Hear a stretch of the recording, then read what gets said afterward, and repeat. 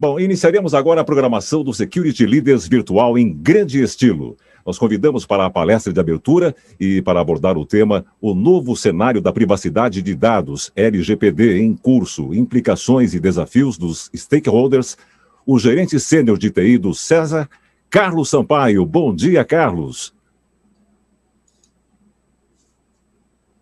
Bom dia, Ângelo. Bom dia, Graça. Bom dia, Sérgio. Muito obrigado pelo convite. Eu espero que o evento hoje seja espetacular. Fico emocionado pela oferta de abrir o evento e vou tentar atingir a expectativa. Muito bem, muito bem-vindo. Você está em Recife, isso? Isso. Estou em Recife, aqui em Pernambuco, fazendo um calorzão danado. O verão chegou, certo? O verão chegando. Então, o nosso abraço carinhoso a todos os irmãos aí da cidade que é conhecida pela famosa Praia da Boa Viagem, dentre outras inúmeras belezas naturais. Parabéns, Recife, e vamos ao trabalho. É com você, Carlos. Lembrando que você dispõe de 40 minutos para a sua apresentação. Se quiser abrir um espaço para perguntas, no final, é só fazer a sua apresentação em 30 minutos. Combinado? Perfeito. Perfeito, muito obrigado de novo. Obrigado, Graça, obrigado, Ângelo. A ideia aqui realmente não é fazer nenhum tipo de aula, nenhuma transferência de conhecimento. Vou falar um pouco sobre a minha experiência. Pois não. No início, obviamente, contextualiza, mas com certeza teremos tempo para pergunta. Eu acho que é muito válido essa troca de informação. E Graça tem uma habilidade fantástica para catalisar essas perguntas. Então, vou fazer uma rápida introdução, falar um pouco sobre a minha jornada e a gente abre para quem quiser perguntar coisa. Posso compartilhar minha tela? Por favor, à vontade. Boa apresentação. Obrigado. Bom, gente, como eu falei para vocês, isso daqui é um pouco da minha experiência no que eu venho passando nesses últimos pouco mais de 2 anos, certo? LGPD chegou, inicialmente, ela apareceu como vindo na chegada junto com a GDPR, que é a regulação europeia, e já se mostrou como a nossa forma de responder a esse tipo de que a gente vai falar daqui para frente, sobre como a privacidade precisa ser observada, né? E aqui eu trago algumas das questões do meu dia a dia, de como a gente tá recebendo esses desafios que vão chegando para a gente, certo? Esse slide eu estava na palestra de uma grande amiga e eu achei espetacular porque ele junta todas as primeiras perguntas que a gente sempre que a gente começa a falar sobre o tema. Então, quando a gente começa a conversar sobre LGPD, alguém chega e pergunta, mas e aí, esse negócio já está valendo? Esse negócio vai pegar? Bom, gente, a partir do dia 18 de setembro, não tem mais dúvida, está valendo, está em funcionamento. A gente entrou num período de vacâncias legis que durou mais do que o que deveria, né? Mas a mensagem final é que já está valendo. Já você, titular do dado, você já pode exercer o seu direito. As multas e a organização total, a multa só vai chegar no ano, só vai ser avaliada no ano que vem. Ah, mas e essa multa, ela vai ser retroativa? Não sei, não tem um histórico ainda. A gente vai precisar avaliar, ver como é que a autoridade vai avaliar esses casos. Se bem que a gente já tem alguns questionamentos aí que geraram algumas punições feiras, certo? Mas a multa para a LGPD está para agosto de 2021. Mas a mensagem final é essa. Se você estava esperando um momento para começar, não tem mais que esperar um momento, não. Tá? A LGPD já começou, já existe, já está funcionando. Mas antes da gente entrar diretamente, qual é o contexto disso que a gente está falando, né? Eu trouxe aqui duas palavrinhas, a privacidade e a propriedade. De novo, não vou fazer nenhum tipo de transferência de conhecimento aqui, a ideia não é essa, a ideia é a gente fazer uma troca de ideias e de experiências, mas só para ter um texto da onde é que esse negócio veio, eu peguei essas duas palavrinhas que também são constantes, né? O pessoal tenta entender exatamente o que é que a gente está querendo proteger. E eu peguei duas definições aí, uma do Michaelis, a outra do Webster, que são dois dicionários bem conhecidos, e no final das contas a gente entende que a mensagem que se quer passar atrás da palavra privacidade é que ela está relativa à vida pessoal do indivíduo, né? Ou simplesmente, como está exemplificado aí, o direito de ser deixado em paz. Tá? Já a propriedade, a gente tem grandes exemplos aí de símbolos de valor, de grandes riquezas. A propriedade também ela é representada pelo direito do proprietário por um trabalho artístico ou por uma propriedade intelectual, mas a gente tem nessas propriedades que a gente vê aí na imagem, como joias, objetos de valor, imóveis, a gente tem uma característica bem interessante que a gente pode associar à informação. Tá? A informação também é uma propriedade, certo? E a informação sobre a vida privada é uma propriedade e precisa ser respeitada. Só que ela tem uma característica que a define de forma bem sutil em relação à propriedade física.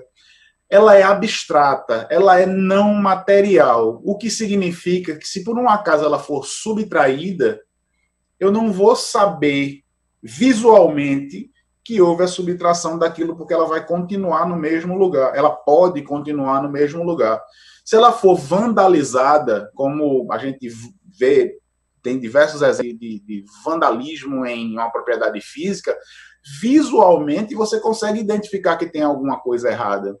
Quando isso acontece com a informação, não tem esse relacionamento direto, porque a informação ela vai continuar no mesmo lugarzinho, como sempre esteve, como se nada tivesse acontecido.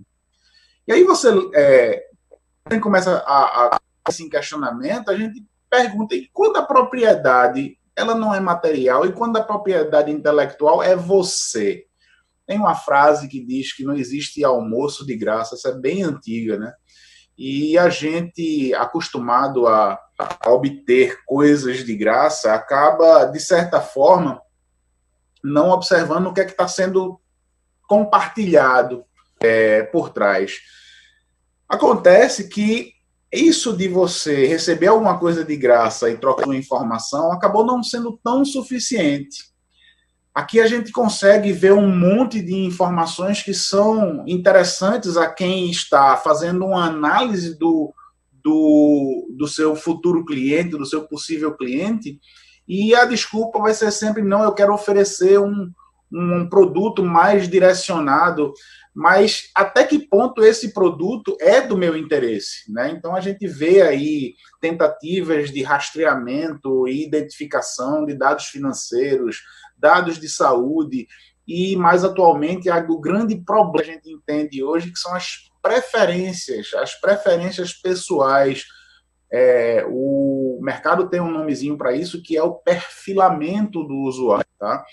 Então, não é mais suficiente se você tem uma informação para poder obter algum tipo de produto ou serviço de forma compartilhada.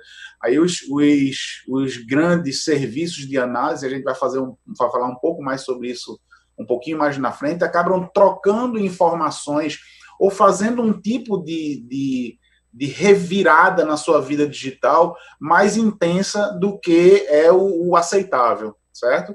E isso, gente, a gente está falando somente do que chegou até aqui. A gente tem diversos exemplos aí da arte, né? De Hollywood querendo apresentar esse novo modelo de busca por informações. A gente tem diversos exemplos aí, como privacidade hackeada, ou mais recente esse sobre o dilema das redes sociais. A gente tem diversos temas em filmes que abordam essa questão da privacidade. Mas isso não é novo, tá? Isso não começou agora. Eu sigo um pesquisador chamado Steve Rand, que eu conheci o trabalho dele que é Hackers on Planet Earth, uma convenção que acontece de 2 em 2 anos, e essa que eu estou falando para de 2006.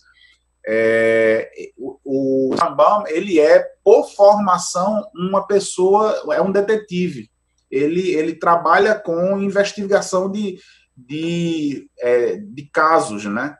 E ele começou a achar impressionante porque ele precisava pagar, subornar pessoas para poder ter acesso a uma foto. Hoje em dia, ele consegue encontrar isso na rede social, fácil, a pessoa contribui com essa informação, tá? E você associa essa disponibilização de informações pessoais com o avanço da tecnologia, que é um item que a gente vai falar também um pouquinho mais na frente. A gente também tem que observar por coisas que não chegaram ainda, mas que estão batendo a porta, tá?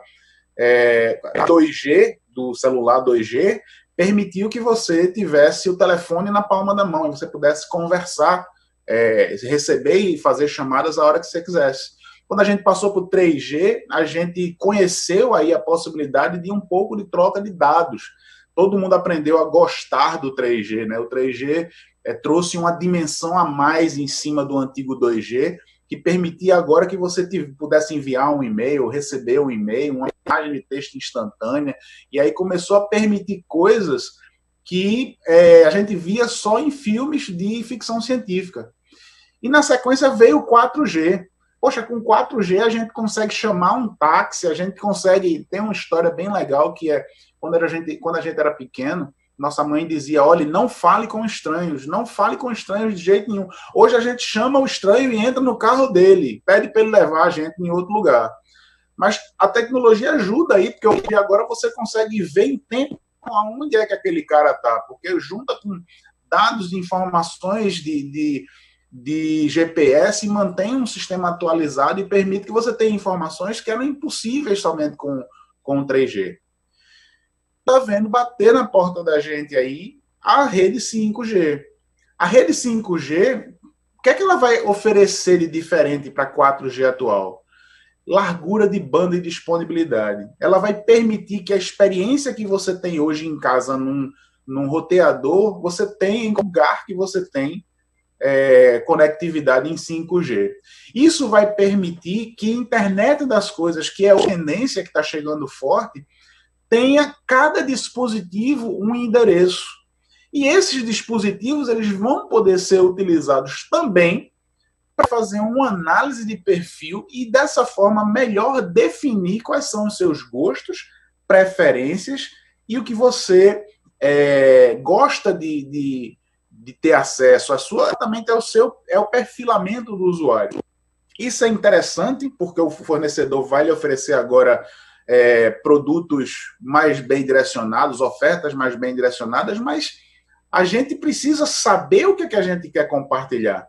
Ao mesmo tempo que a tentativa de oferecer novos produtos e serviços vem fazer uma análise mais escrutinizada do nosso dia a dia, da nossa pessoa, a gente tem que ter o direito de dizer, não, peraí, calma, até aqui, daqui para frente, não. Daqui para frente é a minha vida privada, que é como a gente falou no slide anterior. E o que é que mudou em tecnologia para a gente estar falando sobre? A gente já falou aí sobre a questão da conectividade, 3G, 4G, 5G. E em tecnologia, o que é que mudou? Queria trazer para vocês essa informação, esse site, o top500.org, cara, é um site que eu gosto muito, visito com frequência. Ele faz 2 análises anuais, inclusive essa que eu vou mostrar para vocês, ela está desatualizada, porque ela é do começo do ano, é final do ano passado, e já tem uma mais recente agora de junho. E nessa pesquisa mais recente, a informação que eu vou passar para vocês, ela mudou, mas eu explico o que é. Essa lista, ela traz a lista dos 500 principais, entre outras, esse site traz muito mais informação, mas entre outros ele traz a lista dos 500 maiores poderes de processamento no mundo. Até o final do ano passado, esse computador aí, que é um computador da IBM, chama Summit, ele era o top 1 dessa lista. O interessante dessa lista é, se você for analisar ela pelo histórico, pelo tempo, né, a evolução dela, até pouco antes de 2010, você só tinha computadores ali nos Estados Unidos, próximo ao Vale do Silício, você não via, pelo menos os 5 primeiros eram assim. De repente, do nada, aparecem duas máquinas na China e outra na Coreia. Não sei, não lembro agora se Coreia do Sul ou do Norte, mas aparecem duas máquinas e elas chegam logo no primeiro e no segundo lugar. Chegar assim, né? Chegaram chegando. Tá? Como eu falei para vocês, essa lista, essa imagem que estou mostrando para vocês é do Summit. O Summit de hoje é o top 2. Tá? O top 1 é um computador no Japão. É um computador mais no Japão. Só para vocês terem uma ideia, com mais de 7 milhões de núcleos. Né? É um cluster, tá? Então ele tem mais de 7 milhões de núcleos. Eu tentei procurar o consumo de energia dele, ele mostra o consumo de energia, mas eu não consegui fazer uma comparação. Mas deve ser um consumo massivo aí. Performance medida nos teraflops, né? Nos tera operações de ponto flutuante por segundo. Ou seja, é um gigante, tá? Mas a gente está falando de um gigante e a gente tem que lembrar também que praticamente, eu acho que 100% da plateia de nós hoje, antigamente eu ainda arriscava dizer que uma ou outra pessoa não teria, mas a gente tem pelo menos um, talvez, né? Algumas pessoas até 3 celulares no bolso, tá? E o celular também evoluiu pra caramba. Esse dispositivozinho que você tem no bolso, certo? Esse dispositivo eletrônico, que a gente chama de smartphone, só uma comparação, desde a iPhone 5, tá? A gente está falando aí do que 5, 6 anos atrás. Qualquer dispositivo desse mais de topo de linha, né? A gente está falando dos mais da linha mais com maior poder computacional, mas qualquer um desse dispositivo tem mais poder computacional do que todo o aparato tecnológico embarcado na Apollo 11 que levou o homem à Lua. Mas só para você ter uma ideia do que é que você carrega no bolso hoje. Tá?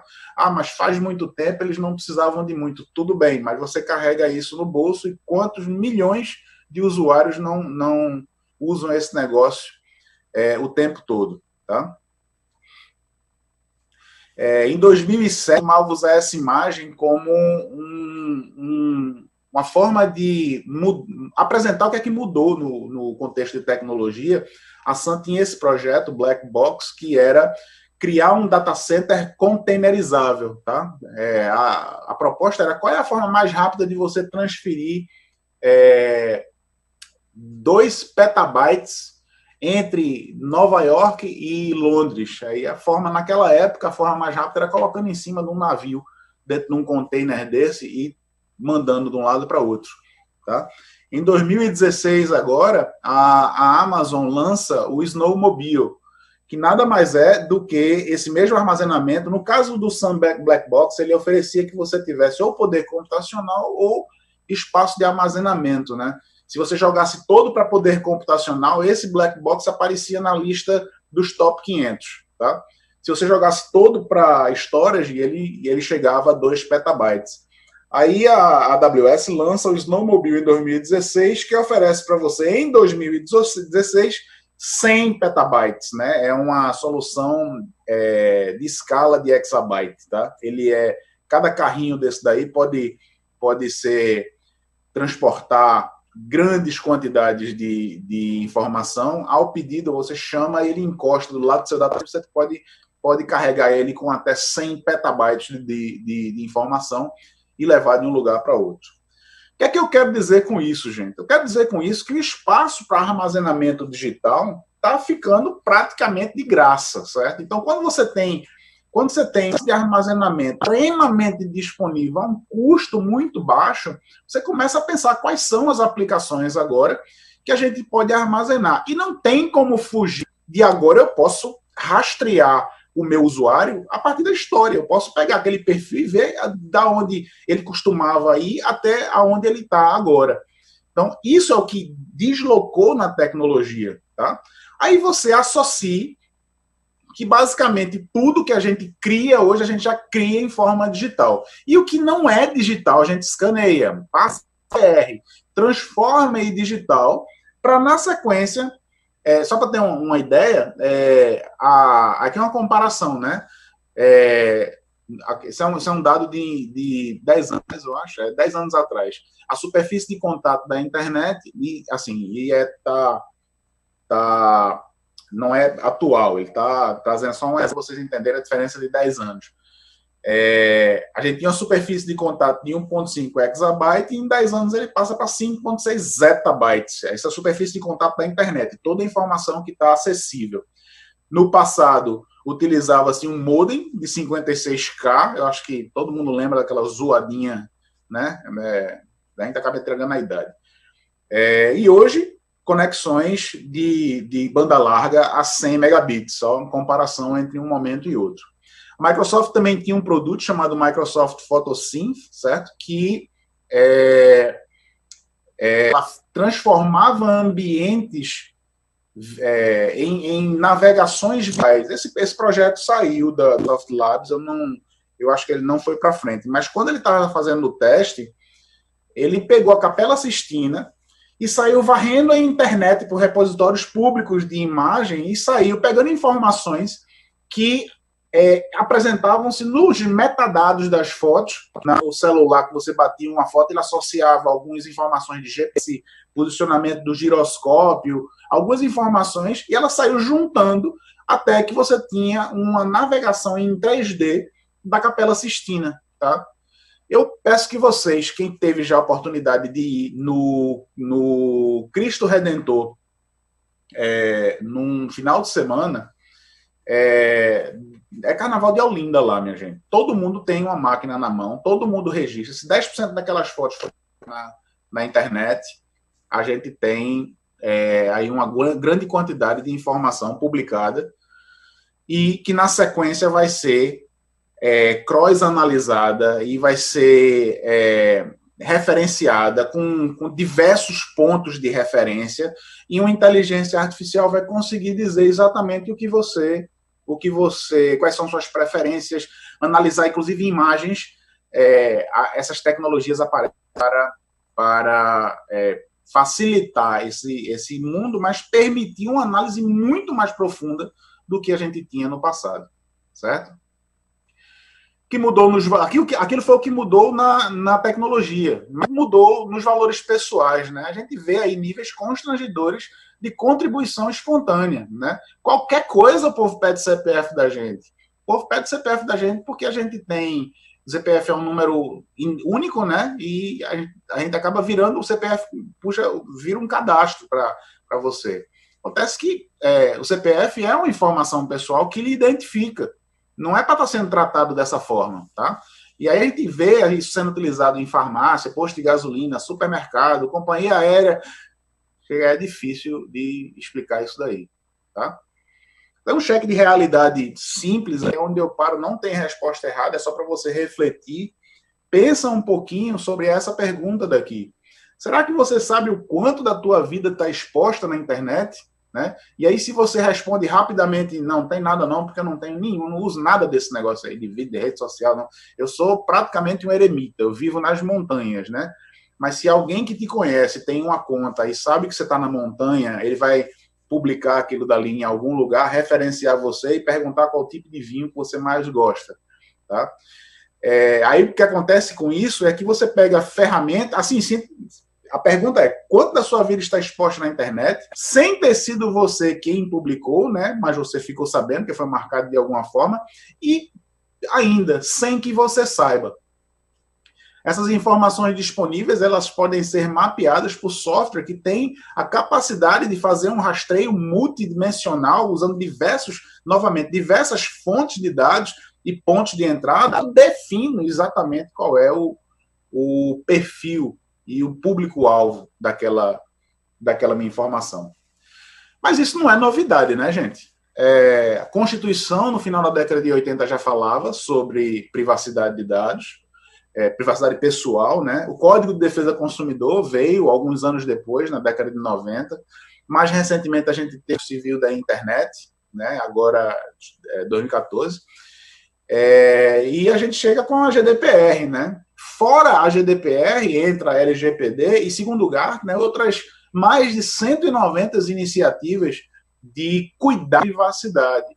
Aí, quando você pega o inteiro com um instituto como o Gartner, publicando uma informação sobre a quantidade massiva de leis que estão preocupadas com a privacidade do indivíduo, Aí você começa a entender que esse negócio realmente tem algum peso, tem alguma coisa precisa estar sendo feita para cuidar de um momento diferente na vida da gente, onde a informação precisa de algum tipo de proteção, a privacidade precisa de algum tipo de proteção maior. Tá? Numa outra reflexão, também não tem resposta errada, tá?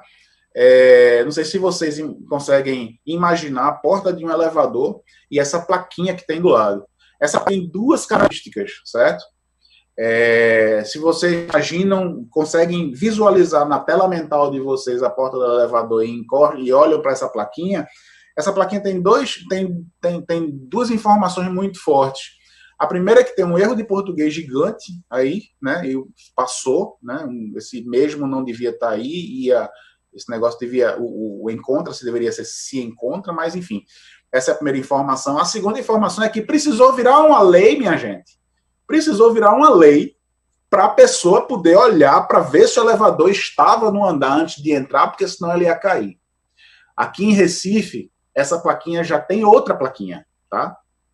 Que diz que crianças com menos de 12 anos não podem andar desacompanhadas no elevador. Eu imagino, se a gente continuar por essa tendência, se a porta lateral do elevador não vai ser só um repositório de placas e informações de legislação, tá? Por que é que eu trouxe isso para vocês? Porque boas práticas em TI também não é novidade. Se existe, faz um bocado de tempo, minha gente. A ISO, antes de ser ISO, era BS 7799, padrão de segurança da informação. Existe desde antes da virada do milênio. Na década de 90, a gente olhava com ISO 17799, e agora a ISO 27000, né, vem pegar uma família inteira e abordar temas de segurança.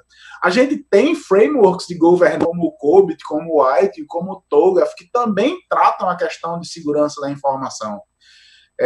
O NIST, para tentar resolver e botar uma forma mais fácil da gente, porque a ISO tem 18 disciplinas, 18 temas, né? O NIST vem e coloca bem em 5, mas tem o SOC também, que é um outro tipo de boas práticas, tá? Porque é tão difícil estar em conformidade. Cara, acho que todo mundo aqui já começou a andar de bicicleta uma vez, né? Então, andar de bicicleta também é difícil. Você gasta um tempo impressionante tentando ter controle, mas tentando nervoso, querendo ficar equilibrado em cima do negócio que é feito para cair, do que se divertindo. Mas depois que você aprende, depois que você começa a andar, você quer nem saber de controle. Às vezes até faz coisas que tem um pouco mais de cuidado. Mesma coisa, né? A gente pode usar a boa prática, o executar, para ter uma vantagem competitiva, uma excelência nacional, mas precisava vir uma lei para mandar você fazer isso, certo? Mas, na verdade, não é. Estou usando a matriz de Stacey aqui para falar sobre alguma coisa complexa e complicada, tá? Depois vocês deem uma olhada, esse gráfico é bem interessante, mas basicamente o complexo é o que eu não sei resolver ainda. Pode não precisar de muito esforço, mas eu não sei fazer. Vai demorar para resolver. Ela é complicada. É complicada porque eu sei o que eu tenho que fazer. O que precisa ser feito está aí, já está escrito, faz tempo, não é de agora. Mas já começou, já está valendo. Se você não começou ainda, você vai precisar de braço. E aí ele acaba se tornando uma coisa complicada. A gente tem fluxogramas, isso está amplamente disponível na internet, e no fim das contas o que você tem que fazer é uma gestão completa de risco, né? No fim das contas, a gente vai chegar num programa de PDCA que implanta um sistema de gestão de informação, tá? E assim, para terminar, esse é o meu último slide, isso é a minha jornada, e o que eu fiz até agora, e o que eu pretendo fazer no futuro de vista de aderência a LGPD, tá?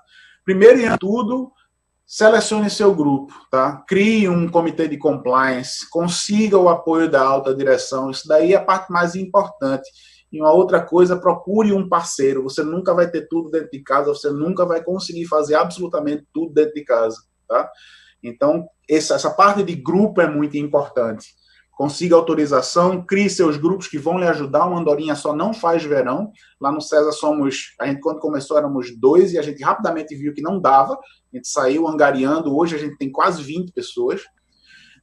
Na sequência, vai passar por um mapeamento de dados e processos. Isso é o seu ponto inicial, é o ponto básico, certo? Dentro do mapeamento de dados e processos, você vai definir o seu escopo de ativos também, ajuda. Você vai encontrar mais ativos o tempo todo, mas essa pesquisa inicial é muito importante. Você vai precisar executar uma análise de gap para saber o que é que está errado, qual é a sua distância para aquelas boas práticas e se planejar para corrigir. Aí entra uma questão de escrita e documentação e publicação de políticas para provar que você não adianta, com o LGPD ou qualquer outra lei de privacidade de dados, não adianta você estar certo. Você precisa provar que está certo, certo? Na sequência disso, agora você envolve toda a comunidade da empresa e começa a desenvolver um conhecimento comum, tanto em segurança da informação quanto em privacidade. E aqui nesse ponto eu aconselho você a estar com os direitos do titular, o colaborador titular de dados, quais são os direitos que ele tem. Você explica para eles que tem direito, ele começa a pensar e respeitar o direito do próximo também. Aí você consegue rodar a primeira vez o PDCA e começa a ter informações para fazer a próxima rodada. E você acaba descobrindo que existem fontes de dados que não estavam na sua primeira listagem. Aí chegam os parceiros que se encontram no mercado, oferecem tendências de tecnologia. Trouxe uma aí, mas a gente pode usar diversas outras. A inteligência artificial ajuda na busca, se conectando com as fontes de dados e fazendo uma pesquisa mais aprofundada sobre se tem ou não dados pessoais naquela fonte de dados. E aí é um desenvolvimento para um tema de uma nova conversa mais para frente. Gente, desculpe se eu corri. Isso era o que eu tinha para apresentar para vocês. Eu não sei se há tempo, Graça, para alguma pergunta ou não, mas eu queria agradecer e dizer que eu estou disponível para conversar com vocês ou qualquer outro assunto. Excelente, Carlos. Sampaio, como sempre, brilhante. Obrigada, foi excelente, muito boa. Só de já ter acesso ontem, olhar a sua apresentação, já sabia que seria brilhante. Parabéns. Temos, sim, pergunta e temos tempo. Ótimo. Para perguntas, sim. Já vou acessar aqui o nosso chat. Em primeiro lugar, vou trazer aqui também alguns comentários, né, de quem está nos assistindo. São vários comentários, mas o bom dia aqui do Alexandro Diniz Soares, e já nos mandou aqui desde cedo seu bom dia. Obrigada por estar nos acompanhando. O comentário também da Jéssica Miller. Bom dia, Graça, mais um evento regional de muito sucesso. Parabéns pela brilhante organização e conteúdo. Muito obrigada. E aí, em nome da Jéssica Miller, quero agradecer mais uma vez a todos os líderes do Nordeste que estão nos acompanhando. Carlos Sampaio, pergunta do Ricardo Correia, tá? Ótima apresentação, Carlos. Você acredita que a conscientização sobre privacidade e proteção de dados deveria ser uma disciplina aplicada em escolas também? O que você acha disso? Eu acho fundamental. A gente está vivendo novos tempos, tá? A escola é um negócio que está reagindo com uma certa lentidão, tá? Tem um cara que eu admiro muito, chama-se Silvio Meira, eu acho que todo mundo aqui deve já ter ouvido falar.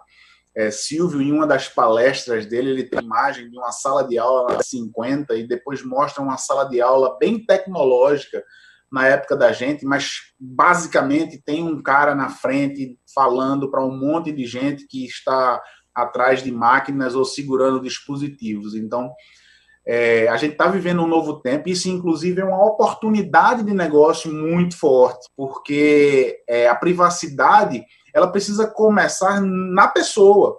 A pessoa, o titular de dados, tem que entender o que é que aqueles dados dele significam e não só ficar irritado quando recebe uma ligação comercial de um robô, porque atualmente a gente não tem o prazer nem de falar mais com o humano. O robô liga para a gente e pergunta se a gente quer comprar ou receber produtos, a gente fica sem saber como é que aquele perfil foi parar naquela base de informações. Então, antes da gente reclamar daquilo dali, eu acho que a gente tem que conhecer bem os nossos direitos. E aí fica uma grande oportunidade para inserir esses conceitos de privacidade já desde o começo, já na época em que o adolescente, ou hoje em dia até as crianças, né, já estão com acesso à tecnologia, a partir desse momento já criar uma consciência. Quando você começa na base, o conceito ele se aprofunda, enraiza com mais facilidade. Sim, eu acredito que cabe um espaço para conversa. Eu conheço algumas iniciativas que estão tentando introduzir esse assunto, tentar levar da escola para a família, né? A gente está num público aqui majoritariamente de pessoas que têm algum contato com tecnologia, mas imaginem modelos de negócio onde você tem um distanciamento um pouco maior. E essas pessoas têm nos seus filhos em idade escolar o canal para levar esse tipo de informação para casa. Perfeito.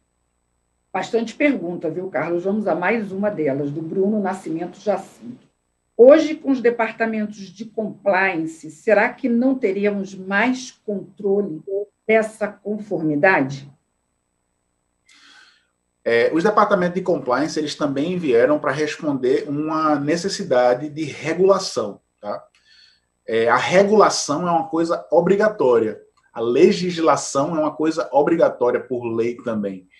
Mas a regulação ela é reativa. Ela vem respondendo a uma demanda. E essa demanda, às vezes, ela chega muito mais rápido do que o tempo de executar a legislação tem de se adaptar a essa necessidade ou a esse abuso. A gente acaba vendo a execução, a utilização que chama de zero day, né? Zero day na privacidade. Você acaba vendo a utilização dessas informações para depois ter uma resposta. Então, o compliance ele tem uma obrigação, que é com relação à regulação. Eles têm um papel fundamental e eles precisam estar em parceria com a equipe que vai cuidar da conformidade. Mas eles sozinhos não vão resolver, porque eles têm um outro foco, eles têm uma outra necessidade. Perfeito. Pergunta do Alexandro Diniz Soares, que está com a gente aqui desde cedo, já mandando seu bom dia aqui. O Alexandro diz o seguinte: a questão cultural de não ler os diversos acordos de uso de software será fator decisivo na LGPD? E, diante disso, o usuário final não terá a real dimensão do uso de seus dados na sociedade? Essa pergunta é massa. É massa porque a gente pode responder ela desdobrando em o que acontecia, como é hoje e como pode ser no futuro. Tá? O que acontecia é exatamente isso. Gente, quando aparece aquele monte de letra, a gente vai lá e clica em concordo, né? Principalmente, aí eu vou dar um exemplo linkando com a primeira pergunta, quando é teu filho que está pedindo para você aprovar a instalação de um aplicativo de jogo. Você não quer, às vezes você nem olha. Não, eu estou autorizando abrir a câmera, eu estou autorizando fazer ligação. O cara vai lá e não, toma isso aqui, sai que eu estou ocupado, deixa eu resolver meu problema, eu estou trabalhando, sai daqui de junto. Então, esse é um hábito que precisa mudar. Por outro lado, isso não é culpa exclusiva do usuário. A AWS, de novo um exemplo da AWS, não é nenhum tipo de ação, mas é um contato que eu tenho forte. A AWS me mandaram, isso no passado eu vi, não sei se está valendo ainda, mas me mandaram, tem disponível na internet, é fácil de achar. Colocou nos seus termos de uso, não se responsabiliza pela infraestrutura em caso de ataque zumbi. Quem é que leu esse negócio? Entendeu? O cara coloca lá, na boa. Tudo bem, eu sei que esse negócio funciona muito bem nos Estados Unidos, aqui no Brasil não passaria um negócio desse. Mas é a exemplificação de que a gente não lê, né? O cara coloca qualquer coisa naquele negócio, a gente simplesmente aceita e põe o dedo lá, né? Então a gente tem essa que aconteceu, que está acontecendo, mas pense o seguinte: da mesma forma que eu faço analogia com as novas tendências e eu coloco lá no final do meu slide a questão da inteligência artificial, a gente vai começar a confiar em robô para isso também. Alguém vai desenvolver, ou já existem algumas iniciativas, mas alguém vai colocar isso daí e dizer, ó, na hora que tu clicar nesse botão para aceitar aqui, copia o texto e cola nisso aqui, que eu vou dizer para tu, vou destacar, vou meter lá com highlight em amarelo, certo? os itens que você precisa prestar atenção. Então, esses robôs já vão, de antemão, dizer para a gente o que é que está, o que está chamando a atenção é isso daqui, tá? Então, do mesmo jeito que a gente hoje aceita qualquer coisa, porque é difícil, a pessoa não quer se comprometer aquele texto gigante, vai haver serviços que são disso, é outra oportunidade de negócio. Vai haver serviços que vão simplificar a análise desses termos. Vai jogar lá e vai destacar já para você, olha, isso daqui que tem que observar. E você olha rapidamente, e aí você decide, você vai ter um poder maior de decidir. A ideia aqui é o empoderamento. Você tem um poder maior de decidir sobre que nível de exposição você quer dar para os seus dados pessoais ou para a sua vida privada. Uma última pergunta, já apertando aqui o tempo, do Luciano Santos. Ele diz o seguinte, Sampaio, se boas práticas existem há tanto tempo, como a ISO 27001, por que ainda é tão difícil ter controles e estar em conformidade? Tecnologia pode resolver esses gaps? Essa é uma pergunta que está bem junto do meu coração. Luciano, eu trabalho com isso, Luciano, desde, assim, sem medo de entregar a idade, desde a década de 90. Tá? E desde a década de 90, eu tento explicar para o pessoal, gente, alguém já fez isso, documentou, passou por uma comissão internacional, vamos fazer igual. Mas não tem, é muito difícil vender segurança, é muito difícil vender otimização e excelência de TI. Precisava vir uma lei, agora tem uma lei dizendo. E quando eu chego para você e digo, minha gente, não precisa mais estar certo, você tem que mostrar que está certo. A gente pode analisar isso de duas formas. A gente pode analisar simplesmente como uma lei que vai causar multas, que vai dar trabalho, ou a gente pode ver como eu quero fazer isso, como eu quero transmitir para a empresa, como uma oportunidade para agora a gente implantar essas boas práticas e realmente fazer o negócio direito. Perfeito. Bem, olha, tem aqui vários elogios. Eu vou selecionar um para a gente finalizar, do Marcos Aurélio de Carvalho Macedo. Excelente palestra, muito obrigado. E da Fabiana Regina Alves de Oliveira, excelente como sempre. Carlos Sampaio, gratidão a você por trazer esse conteúdo. Então, assim, só elogios, gratidão nossa também pelo seu tempo, por compartilhar sua visão, sua experiência, esse conteúdo maravilhoso. Pessoal, muito obrigada, foi ótimo. A gente ficaria aqui com o Carlos Sampaio muito mais tempo.